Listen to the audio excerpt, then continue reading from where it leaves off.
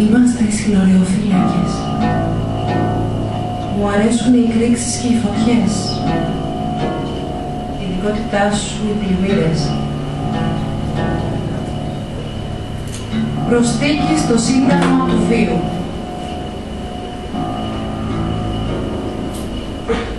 Πολύ αγαπημένα. Στη συντήρηση του πάγου. Είμαστε οι μόνοι ειδικοί των υψηλών θερμοκρασιών. Εσύ ανάβεις τον ήλιο. Εγώ πυροδοτώ τα ηφαίστεια. Στα ύψη ή στα έγκατα, ίδιος ο σκοπός. Να βγούμε από την εποχή των πολιτών.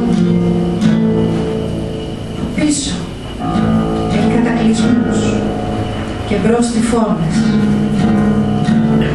Και μες στη μαύρη τρύπα του τώρα της, φωνικό κρύο. Πολεμήσιμα. Αν σταθούμε στο κατάλληλο σημείο,